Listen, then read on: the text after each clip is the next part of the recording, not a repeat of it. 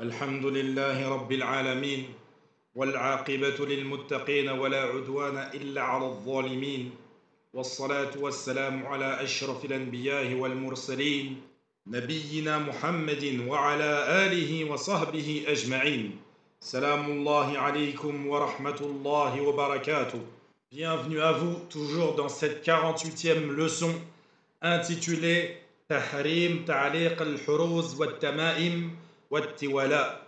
Et nous poursuivons l'explication de ce chapitre avec la parole de Shir Rahimahullah lui-même qui dit: on déduit de ces ahadiths que nous avons cités dans le cours précédent l'interdiction d'accrocher tout ce qui est amulette, talisman, que ce soit sur une personne, un animal, une voiture, une maison, un magasin, un arbre ou autre, que les choses accrochées soient un os, une corne, une chaussure, des cheveux, la sève d'un arbre, une corde, du fer, du cuivre, un talisman ou quoi que ce soit d'autre. Car tout cela consiste à s'en remettre à autre qu'Allah tabaraka wa ta'ala et à se fier à autre que lui, croire en autre que lui et se tourner vers autre que lui et avoir confiance en autre que lui. Et tout cela est de l'association, comme il est rapporté dans le hadith connu du prophète sallallahu alayhi wa sallam: Man ta'allaqa tamiman faqad ashrak. Celui qui porte un talisman a certes commis de l'association. Shir nous avait expliqué ici qu'il est bien de rajouter une petite annotation en précisant que toutes ces choses-là, si elles sont mises avec l'intention de se protéger ou que c'est une cause pour la protection, alors c'est du shirk. Mais une femme qui porterait un collier avec un signe, mais que c'est seulement pour s'embellir, alors ce n'est pas du shirk. Puis Shir continue et nous donne quelques paroles profitables. Et il nous dit: ce que les gens accrochent sur eux ou sur autre qu'eux, afin de repousser un mal et d'apporter un bien, il se divise en deux genres. Il y a celui qui est fait dans l'association, c'est tout ce qui est voulu par autre que le Coran dans sa récitation ou dans l'évocation prophétique par leur récitation, leurs évocations, telles que les os, la viande de porc, le cuir, des chaussures, du fer, des feuilles où sont écrits des propos incompréhensibles, tels que des noms de djinns, ou sur lesquels il y est dessiné un serpent, une couleuvre, un scorpion, une épée, des lettres entrecoupées, des numéros ou toute autre chose. Et cette partie, elle se divise en deux. Il y a l'association majeure et l'association mineure. Et on en a déjà parlé, mais on va se répéter. L'association majeure, c'est dans le cas où la personne qui porte cet objet a la conviction que cet objet-là va repousser le mal ou va lui apporter un bien en dehors d'Allah. Et l'association mineure, c'est lorsque la personne porte cet objet tout en considérant que c'est une cause pour que le mal soit repoussé ou que le bien lui soit accordé, mais qu'au final, tout revient à Allah. Et là, dans ce cas-là, c'est de l'association mineure.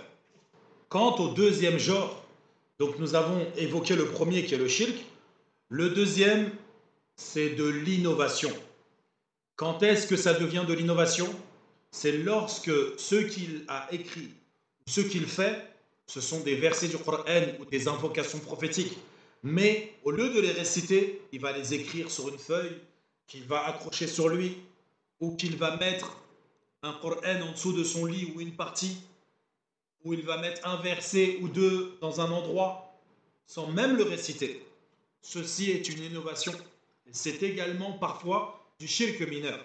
Et Shir nous explique pourquoi c'est de l'innovation. Il dit: car le prophète sallallahu alayhi wa sallam ne l'a pas fait et il n'a pas conseillé de le faire. Pourtant, à son époque, il y avait des maladies et il y avait des scripts pour écrire ces versets, ces invocations. Mais du moment qu'il n'a pas fait de talisman avec des versets et des invocations écrites, ni effacé l'écriture de ces feuilles avec de l'eau pour la boire, ni ne les a brûlées afin de répandre leur fumée, et il ne les a pas non plus accrochées, tout cela nous prouve que ces choses ne sont pas légiférées et que la sunna, elle consiste à lire directement les versets sur la personne malade.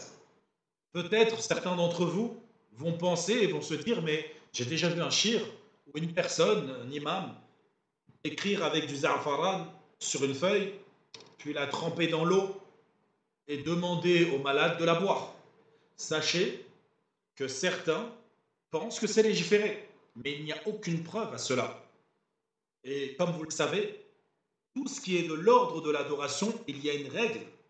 Lorsque tu veux te rapprocher d'Allah, appliquer une adoration, il te faut une preuve pour pouvoir accomplir l'acte que tu fais ou pour pouvoir dire ce que tu as envie de dire.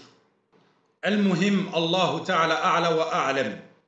Puis il dit, le grand savant, l'érudit, Shir Muhammad Nasruddin al-Albani, rahimahullah, il dit, At-Tamima, les talismans, ce sont des sortes de coquillages qu'accrochaient les Arabes au cou de leurs enfants en prétendant qu'ils les protégeraient contre le mauvais œil. Et l'islam a annulé cela. Cette définition du terme tamima, donc talisman, il est tiré du livre An-Niyaha d'Ibn Athir, rahimahullah. Puis Shir Albani continue et dit, cet objet d'égarement demeure encore répandu chez les Bédouins, les campagnards et certains citadins, comme ceux accrochés sur le rétroviseur de la voiture, et certains accrochent une vieille chaussure sur l'avant ou l'arrière de la voiture. D'autres accrochent un fer à cheval sur la façade de la maison ou du magasin. Tout cela afin de repousser le mauvais œil, selon ceux qu'ils prétendent, ou en raison d'autres croyances qui se sont généralisées et amplifiées à cause de l'ignorance sur le tawhid, de l'unicité d'Allah, également de l'association et de l'idolâtrie qui s'y opposent. Les messagers n'ont d'ailleurs été envoyés et les livres n'ont été révélés que dans le but d'annuler l'idolâtrie et d'y mettre un terme. C'est à Allah que je me plains de l'ignorance des musulmans de nos jours et de leur éloignement de la religion. Et la question chez certains ne s'arrête pas à la transgression de la loi d'Allah, mais ils outrepassent celle-ci au point de considérer cette association et idolâtrie comme un moyen permettant de se rapprocher d'Allah tabaraka wa ta'ala. C'est ainsi que le shir nommé Al-Jazouli, auteur de l'ouvrage Dala'il al-Khayrat, dit dans la 7e partie, c'est-à-dire le dimanche, car chaque jour de la semaine, il faisait des invocations qui est du shirk à l'état pur. Il disait, ô Allah, fais les éloges de Muhammad et de la famille de Muhammad tant que les pigeons recouleront, que les bêtes comme les chameaux ne seront pas privés d'eau, que le bétail ira librement au pâturage et que les talismans auront un effet bénéfique. Pensez-vous que les talismans ont un effet bénéfique? Kalla wallah, hada huwa shirk.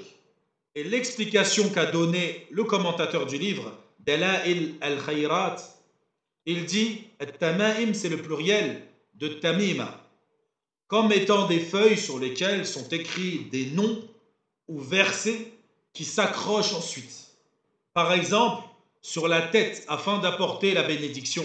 Cela n'est pas juste, car At-Tamaim, dans l'absolu, sont des sortes de coquillages, comme cité précédemment dans la parole d'Ibn Athir, rahimahullah, et quand bien même, dans l'hypothèse où nous admettrions cette explication, il n'y a aucune preuve dans la législation musulmane que les talismans, avec le sens qui leur a été donné, puissent apporter un bien quelconque. C'est ainsi qu'il est rapporté d'après certains pieux prédécesseurs qu'ils réprouvaient cela, comme je l'ai expliqué dans mes annotations du livre Al-Kalim al-Tayyib, la page 44 et 45. Fin de citation. Et ceci est tiré du livre As-Silsilat as-Sahiha de Shir al-Albani rahimahullah. Puis Shir al-Wasabi rahimahullah nous dit, Al-Hakim rahimahullah rapporte et il nous énumère la chaîne de transmission. Al-Muhim, pour celui qui voudrait la référence, qu'il revienne au livre. Il nous dit qu'Ibn Mas'ud radiallahu anhu se rendit auprès d'une femme et vit qu'elle portait une amulette afin de la protéger de la humra, qui est une maladie. Il l'arracha brutalement puis dit, la famille de Abdallah se passe grandement de l'association, donc du shirk. Puis il dit, parmi les propos que nous avons appris du prophète sallallahu alayhi wa sallam se trouvent celle-ci, les formules de conjuration, Al-Ruqa, les talismans, Al-Tama'im ou Al-Tiwala sont de l'association. Ce hadith a une chaîne de transmission authentique, malgré bien que l'imam al-Bukhari et Muslim rahimahumullah ne l'aient pas rapporté. Puis Shir Muqbil nous dit, rahimahullah, ce hadith est bon, il est hasan. Également, l'imam Ahmed, rahimahullah, nous évoque le premier hadith que nous avons évoqué dans le cours précédent, sur le fait que l'homme a arraché le talisman, ou que le prophète a arraché le talisman. Également, le comité permanent des savants de l'Ifta, ils disent dans la fatwa 2775, accrocher des talismans contenant des versets du Coran sur une personne ou autre est interdit selon le dire le plus juste des savants. Et si c'est autre chose qui est accroché, cette interdiction est d'autant plus forte.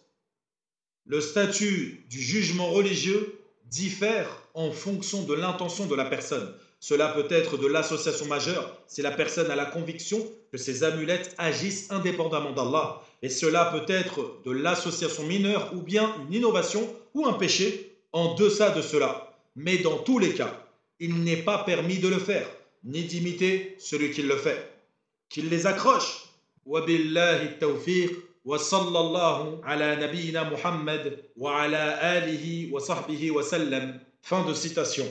Et sachez que si certaines personnes achètent des Qur'ans si petits qu'on ne peut pas lire ce qui est écrit, si ce n'est avec une loupe, ces petits Qur'ans qu'on trouve des fois dans les marchés, c'est exactement ce qui est voulu du sujet qu'on a évoqué dans cette leçon. C'est interdit d'acheter cela, de le vendre et de l'utiliser. Si on nous en fait cadeau, on le brûle ou on le met dans l'eau pour que les feuilles s'effritent. Allahu ta'ala a'la wa a'lam wa sallallahu wa sallam ala nabina Muhammad wa ala alihi wa sahbihi wa sallam.